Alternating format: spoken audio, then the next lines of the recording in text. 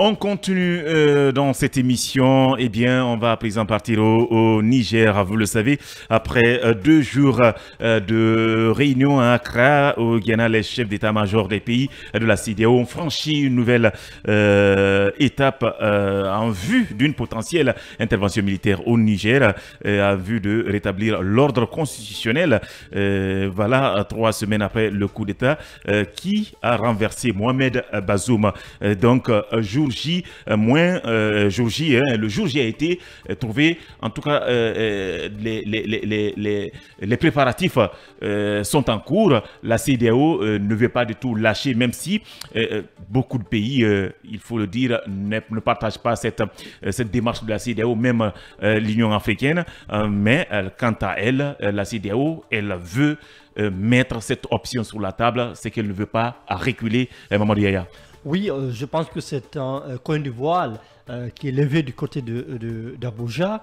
Alors, c'est quand même une nouvelle qui rassure, audacieuse, parce que jusque-là, avec les derniers développements de l'actualité, surtout cette décision assez surprenante de l'Union africaine, et d'autres pays, la position de certains pays comme l'Algérie, comme la Russie. Oui, la Russie, bien sûr.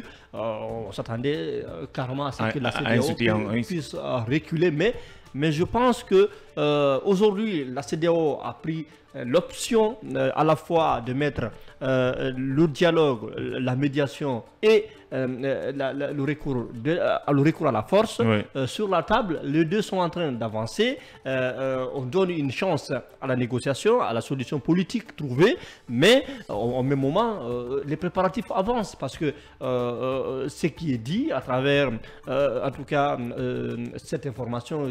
En tout cas, ce qu'il faut retenir, le jour J a été décidé. A été décidé, même si on ne le dit pas c'est quand, parce que aussi il faut garder l'effet de surprise, parce que tout ça pourrait être efficace et stratégique pour attaquer l'OPI. Je pense que c'est quand même la stratégie. Elle est mise en branle, elle est en train de faire son chemin. Alors, il faut voir maintenant comment et quand tout cela sera déployé. Et pour l'instant, je pense que la CEDEAO est en train de tenir contre vents et marées, parce qu'il y a beaucoup de voix dissonantes, beaucoup de voix discordantes.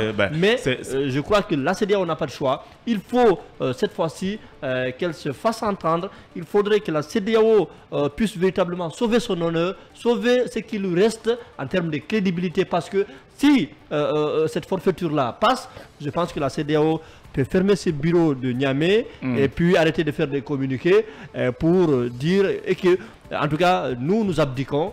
Eh bien, tout groupe, ou je ne sais pas, ou tout groupuscule d'individus peut maintenant, en tout cas, prendre le pouvoir par quelque moyen que ce soit. Bien, alors Alpha, Mamadou le disait tout à l'heure, avec tout ce qu'on a constaté récemment, l'Union africaine qui ne veut pas du tout qu'il y ait une intervention, mais également beaucoup d'autres pays, cela n'a pas découragé la CEDEAO. Elle continue à mener ses activités, elle continue à se préparer pour une éventuelle intervention. C'est sa survie qui est en jeu, la survie de la CEDEAO qui est en jeu dans cette affaire, parce que au regard de ce qui s'est passé, un président démocratiquement élu, même s'il y a eu des contestations, qui en début de mandat, si vous voulez, et qui se fait renverser de cette façon-là, et je pense que véritablement, il n'y a pas matière à se poser des questions.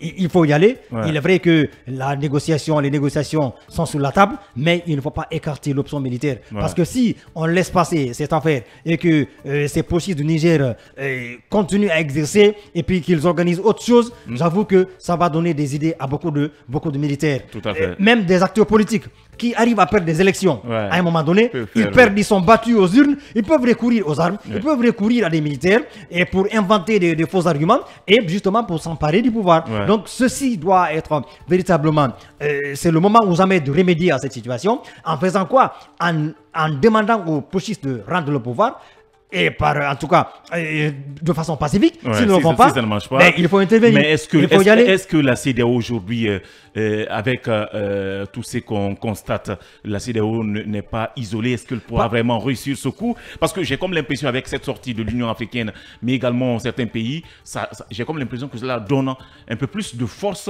Ah, aux putschistes nigériens. Ils peuvent le penser. Ouais. Mais toujours est-il que l'espace CEDEAO est régi par des règles, des normes.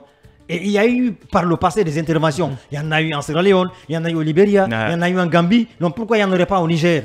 Parce que, comme je l'ai dit, il ne faut pas que ça se poursuive. Donc, il y a certains pays tels que le Sénégal, la Côte d'Ivoire, le Bénin, le Togo, le Nigeria et même la Guinée-Bissau. Ça fait au moins 6 pays qui sont d'accord avec l'option militaire, qui sont prêts à engager des hommes. Donc, il faut engager ces hommes-là, il faut les préparer. Les Nations Unies peuvent apporter, si elles veulent bien, un appui financier.